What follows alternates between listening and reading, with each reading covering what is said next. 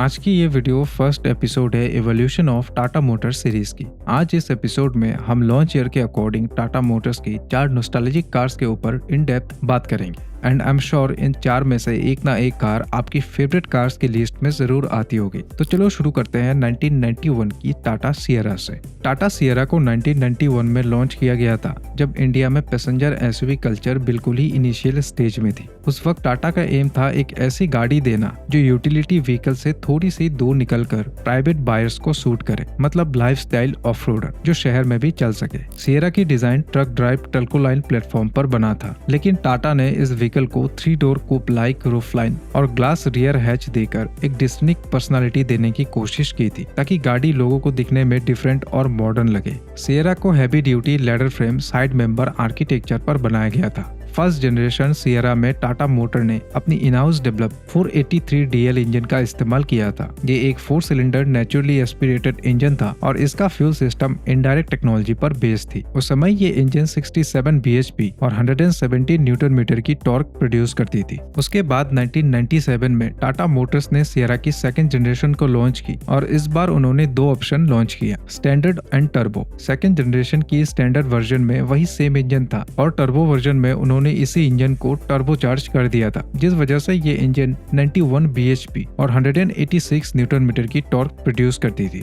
Even Sierra में जो gear box use किया गया था G76 5 स्पीड मैनुअल, वो भी टाटा मोटर ने इन हाउस डेवलप की थी। सियरा की दोनों ही इंजन रिलायबिलिटी पे ज्यादा फोकस करते थे रादर देन रिफाइनमेंट, और ये गाड़ी 4x4 ड्राइव थी। सेकेंड जनरेशन सियरा की स्टैंडर्ड मॉडल की प्राइस 5,23,000 रुपीज था एक शोरूम, और टर्बो मॉडल का प्राइस था 5,62,000 रुपीज। इस गाड़ी को काफी पॉपुलैरिटी मिला था इंडियन मार्केट में बिकॉज ऑफ इट्स लुक्स, पर मार्केट रेडीनेस और प्राइस मैच नहीं हुई, क्योंकि 1990s में इंडियन बायर्स ज्यादातर कंजर्वेटिव हैचबैक या सेडान क्राउड थे और fuel economy and ownership cost बहुत इंपॉर्टेंट था लोगों के लिए। सियरा का रिफाइनमेंट, NVH लेवल और on road comfort typically car level नहीं थी, क्योंकि रूट पिकअप से आए थे। इसीलिए हाईवे एंड अर्बन बायर्स को एक्सपेक्टेड लेवल की रिफाइनमेंट नहीं मिला, और इसीलिए इस गाड़ी की सेल्स पैटर्न भी मिक्स्ड रहा। निश बायर्स और एंथुजियास्ट ने बहुत अप्रिशिएट किया टाटा सियरा को, पर मास मार्केट में अडॉप्शन नहीं हुई। 2003 में टाटा मोटर्स ने इस गाड़ी को डिसकंटिन्यू कर दिया, क्योंकि टाटा मोटर ये समझ गया था कि अगर पैसेंजर कार मार्केट में सक्सेस चाहिए तो प्लेटफॉर्म और प्रोडक्ट स्ट्रेटेजी दोनों रीथिंक करना होगा।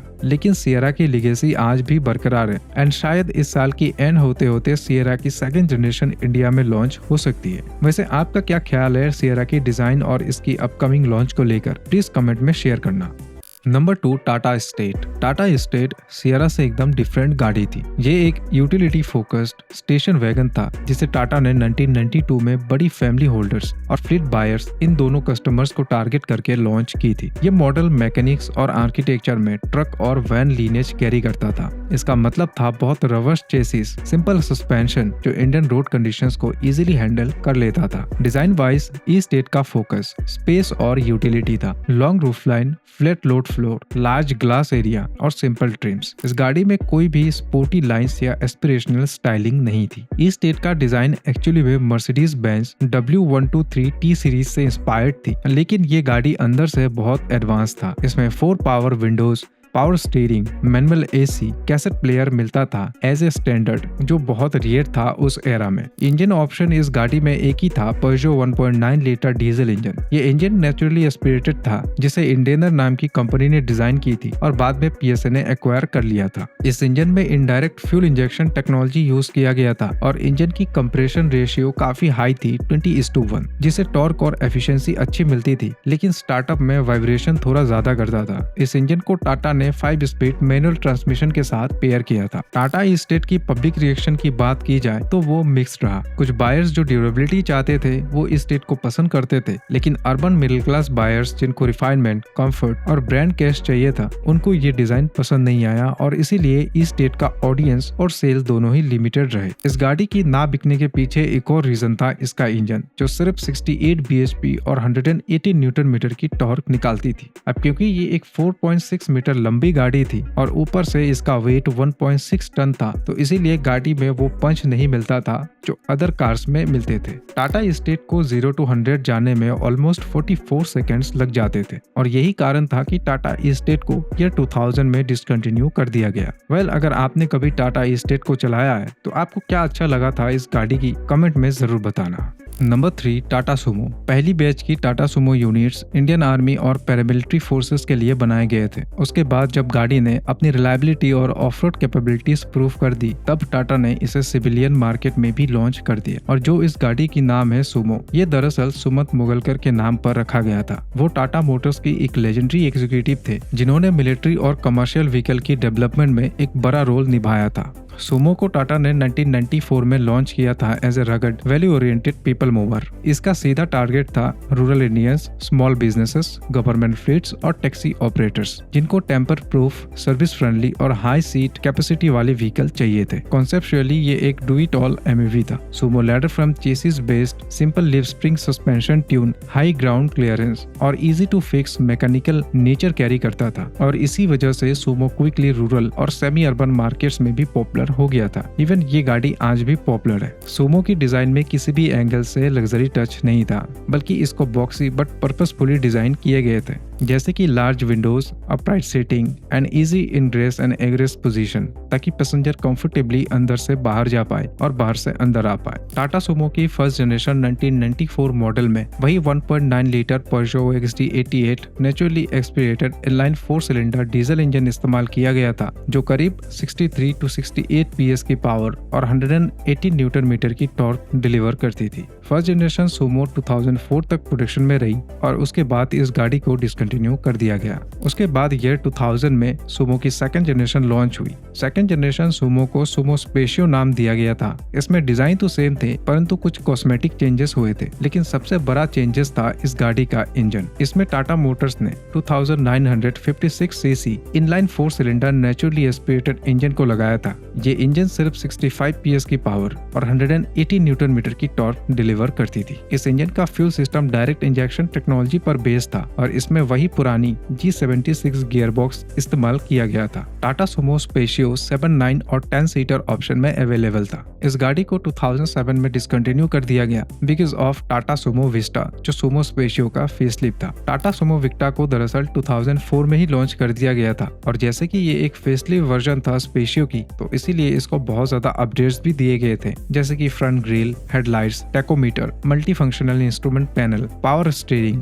पावर विंडोज, कीलेस एंट्री और लॉट्स ऑफ फीचर्स। सुमो विक्टा की डिजाइन इस तरीके से किए गए थे ताकि धीरे धीरे फैमिली होल्डर्स भी इसे खरीदने लगे, और हुआ भी ऐसा। सुमो विक्टा में 2 इंजन ऑप्शन मिलता था, एक वही स्पेशियो वाला 2956 CC 4 cylinder naturally aspirated diesel engine और दूसरा इंजन 2007 में लॉन्च हुआ था 3.0 लीटर डाइकोर इंजन, जो सफारी डाइकोर में भी आई थी। ये टर्बोचार्ज इंजन था जिसको टाटा ने ई-बिल्ड टेक्नोलॉजी से लिया था। ये एक common rail direct injection diesel engine था एंड इसीलिए इसका पिकअप और टॉर्क नेक्स्ट लेवल था। ये इंजन 90 PS की पावर और 250 न्यूटन मीटर की टॉर्क डिलीवर करती थी। सुमो विक्टा इस इंजन के साथ 7 और 9 सीटर ऑप्शन में अवेलेबल था और 2011 में इसको डिसकंटिन्यू कर दिया गया क्योंकि बोलेरो और क्वालिस इसकी मार्केट को खा रही थी। बट उससे पहले 2008 में टाटा ने सुमो को थोड़ा प्रीमियम लुक देकर एक मॉडल निकाली थी सुमो ग्रांडे, जो 2013 तक प्रोडक्शन में थी। इसमें टाटा ने 2.2 लीटर डाइकोर इंजन इस्तेमाल किया था जो common rail direct injection technology पर बेस्ड थी। इवन ये सेम इंजन टाटा ने सफारी डाइकोर में भी इस्तेमाल किया था। ग्रांडे को मार्केट में बहुत मिक्स्ड रिस्पॉन्स मिला क्योंकि टाटा को लोग कमर्शियल पर्पस के लिए जानते थे और जो गाड़ी वो पर्सनल यूज के लिए लॉन्च कर रहे थे वो एक के बाद एक फ्लॉप हो रही थी। दैट्स वाई ग्रांडे को उतना एक्सपोजर नहीं मिला, लेकिन इसमें इंजन बहुत पावरफुल था with 120 PS and 250 newton metre of torque. Now अब आते हैं सुमो की 5th and last generation Sumo Gold पे। सुमो गोल्ड 2012 में लॉन्च हुई थी और इसको सुमो विक्टा की सक्सेसर के हिसाब से लॉन्च किया था टाटा ने। सुमो गोल्ड को दरअसल इसीलिए लॉन्च किया गया था क्योंकि 2010 तक मार्केट में जो टाटा की कस्टमर्स थे वो महिंद्रा की बुलेरो को प्रीफर करने लगे थे क्योंकि महिंद्रा बुलेरो सस्ता था, उसमें ज्यादा पावर मिलता था, उस गाड़ी की माइलेज अच्छी थी, मेंटेनेंस लो था और गाड़ी बहुत रगड़ थी एंड रिलायबल भी थी। और इसी रीजन के चलते सुमो गोल्ड में 3.0 litre common rail direct injection diesel engine दिया था टाटा ने, लेकिन इसमें 2 ट्यूनिंग ऑप्शन अवेलेबल था, 70 PS and 223 newton metre of torque and 85 PS and 250 newton metre of torque. ये इंजन सबसे पहले BS3 नॉर्म्स के साथ आया था। 2012 में जब सुमो गोल्ड लॉन्च हुई तो उस टाइम ये करीब 3000 से 4000 यूनिट्स पर मंथ बिक जाया करती थी, लेकिन 2015 से धीरे धीरे सेल्स घटने लगे because of Bolero and Scorpio, और फिर 2018 तक ये नंबर्स 800 तक आ गए। और फिर जैसे ही BS6 नॉर्म्स आया, टाटा ने इसकी प्रोडक्शन ही बंद कर दिया। देखो, मेरे अकॉर्डिंग सुमो सेगमेंट में हिट माना जा सकता है क्योंकि उसने अपनी इंटेंडेड कस्टमर्स को सेटिस्फाई किया था, और वैसे भी सुमो को मास मार्केट प्रीमियम बायर्स को टारगेट करके नहीं बनाया गया था, एंड दैट्स व्हाई उनकी एक्सपेक्टेशन मिसमैच थे इस गाड़ी के साथ। Number 4, Tata safari. First generation Tata safari India में 1998 में लॉन्च हुई थी, और ये टाटा मोटर के लिए एक बहुत बड़ा माइलस्टोन था क्योंकि उस टाइम टाटा की लाइनअप मेनली कमर्शियल व्हीकल्स और यूटिलिटी कार्स पे बेस्ड थी। लेकिन सफारी की आने के बाद से टाटा ने ट्रू एसयूवी सेगमेंट में एंट्री ले ली थी। इवन उसी साल सफारी की एक्सपोर्ट भी स्टार्ट हुआ था, पहले यूरोप के कुछ मार्केट्स में और फिर ऑफिशियली 1990 में यूके के अंदर भी सेल स्टार्ट हो गया था। सफारी की पहली जनरेशन में 2.0 litre Peugeot XT88 turbocharge diesel engine इस्तेमाल किया गया था, जो टाटा टेल्कोलाइन पिकअप में भी यूज्ड होता था। ये इंजन 87 PS की पावर और 186 न्यूटन मीटर की टॉर्क देता था। सफारी 5 स्पीड मैनुअल गियरबॉक्स के साथ आया करता था उस टाइम, और ऑप्शनली 4 व्हील ड्राइव भी मिलता था इस गाड़ी में।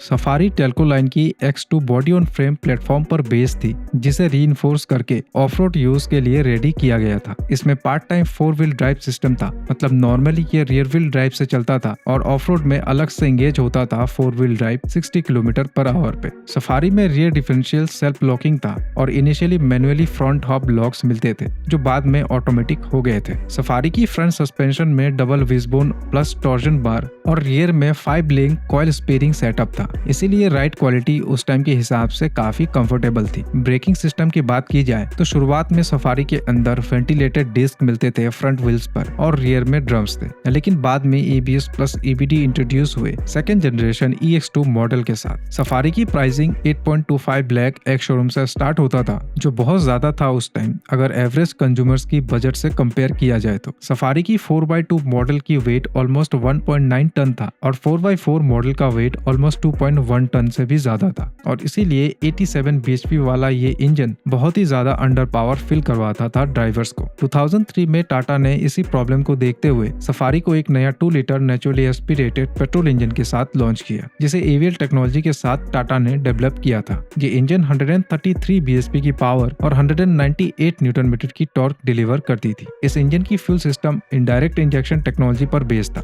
इस इंजन के साथ सफारी को 0 to 100 टच करने में ऑलमोस्ट 16 सेकंड लग जाते थे, लेकिन लॉन्च के 2 साल बाद 2005 में टाटा मोटर्स ने पेट्रोल वेरिएंट को प्रोडक्शन से हटा दिया क्योंकि उसकी फ्यूल एफिशिएंसी बहुत कम थी, सिर्फ 5 to 7 किलोमीटर पर लीटर के आसपास। उस वक्त इसका प्राइस 9.35 लाख रुपीस एक शोरूम से स्टार्ट होता था, जबकि डीजल सफारी उससे सस्ती मिल जाती थी। इस मॉडल की बंद होते ही 2005 में सफारी को एक मेजर फेसलिफ्ट अपडेट मिला। इस अपडेट में नए फीचर्स के साथ एक नया 3.0 litre Dicor diesel engine introduce हुआ सफारी में, जो 114 bhp की पावर और 300 न्यूटन मीटर की टॉर्क डिलीवर करता था। ये इंजन कॉमन रेल टेक्नोलॉजी के साथ आया था और सफारी को पहले से ज्यादा रिफाइंड फील देता था। ये इंजन दरअसल मर्सिडीज बेंज की कमर्शियल लाइन की इंजन थी और बहुत ही लो रेविंग इंजन थी। सफारी की इस मॉडल को टाटा ने सिर्फ 6 महीने में डेवलप किया था क्योंकि महिंद्रा स्कॉर्पियो आ गया था मार्केट में, जो बहुत टफ कंपटीशन दे रहा था टाटा मोटर को। इस प्रेशर को देखते हुए टाटा मोटर ने अपनी फ्लैगशिप एसयूवी की प्राइस घटाकर 6.4 लाख रुपीस कर दी थी ताकि सफारी अपनी मार्केट पोजीशन बनाए रखे, लेकिन स्कॉर्पियो फिर भी ज्यादा सोल्ड हो रही थी अपनी इंजन की वजह से। इसके चलते 2007 में टाटा मोटर ने सफारी की जेन 2 लॉन्च किया, एक नई 2.2 लीटर डाइकोर इंजन के साथ, जो कॉमन रेल डायरेक्ट इंजेक्शन पर काम करता था। ये 2.2 लीटर इंजन PSE ग्रुप की 2179cc DW12 यूनिट पर बेस्ड था और इस इंजन को ऑस्ट्रियन कंपनी AVL ने मॉडिफाई किया था टाटा के लिए। ये एक 4 cylinder 16 valve DOSC diesel engine था। ये इंजन 140 bhp और 320 न्यूटन मीटर की टॉर्क प्रोड्यूस करता था। ये एक यूरो 4 कंप्लायंट इंजन था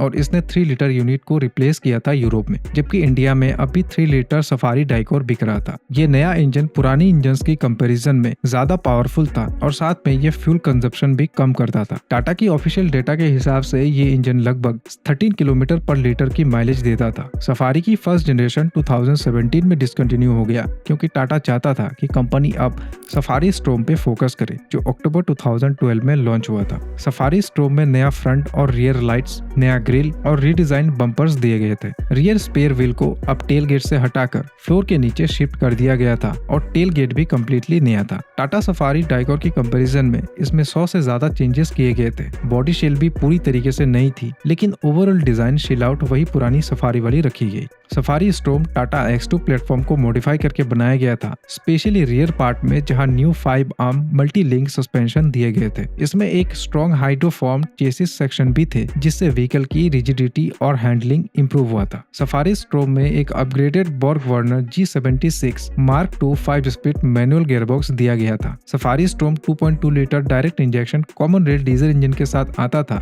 जो 150 PS की power at the rate of 4000 RPM और 320 न्यूटन मीटर की torque at the rate of 1700 to 2700 RPM पर जनरेट करता था। और देखा जाए तो ये इंजन एक्चुअली में पुरानी डाइकोर इंजन का मेजर रिवीजन था। 2015 की एंड तक टाटा ने सफारी स्ट्रोम को एक और अपग्रेडेड वर्जन में लॉन्च किया, जिसका नाम था वेरिकोर 400। इसमें बेसिकली वही 2.2 लीटर इंजन था, लेकिन इसको परफॉर्मेंस और रिफाइनमेंट दोनों के लिए काफी री इंजीनियर किया गया था। इस अपडेटेड वर्जन में पावर बढ़ाकर 156 PS और टॉर्क को 400 न्यूटन मीटर तक ले जाया गया, जिससे इसका नाम वेरिकोर 400 पड़ा था। ये जो एक्स्ट्रा पावर था, ये एक नया 6 स्पीड मैनुअल गियरबॉक्स के साथ आई थी, जिससे हाईवे पर क्रूजिंग और भी स्मूथ हो गई थी और एक्सीलरेशन भी नोटिसेबली बेटर हो गया था। टाटा ने इसमें ECU मैपिंग भी अपडेट किए थे ताकि टर्बो लेग कम हो जाए और टॉर्क डिलीवरी लीनियर हो, और हुआ भी ऐसा। सफारी स्ट्रोम वेरिकोर 400 अब पहले के कंपैरिजन में ज्यादा रिस्पॉन्सिव और कॉन्फिडेंट लगती थी, स्पेशली ओवरटेकिंग और ऑफ रोड ड्राइविंग में। इस इंजन के साथ NVH लेवल भी काफी इंप्रूव हुई और क्लच ऑपरेशन भी पहले से लाइट फील होता था। वेरिकोर 400 मेनली VX 4x2 और VX 4x4 वेरिएंट में मिलता था, और यही इंजन 2019 तक सफारी स्ट्रोम में चलता रहा जब तक गाड़ी प्रोडक्शन में थी।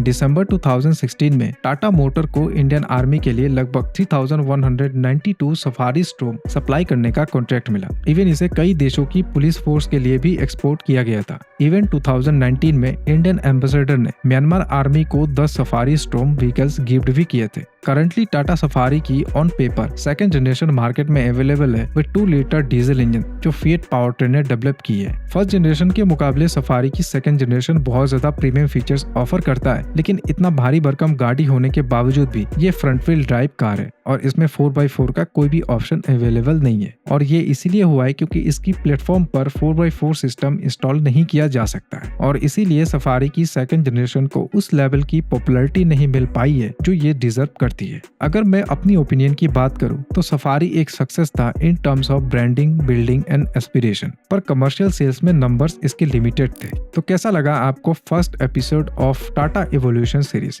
कमेंट में जरूर बताना। मिलता है अगली एपिसोड में।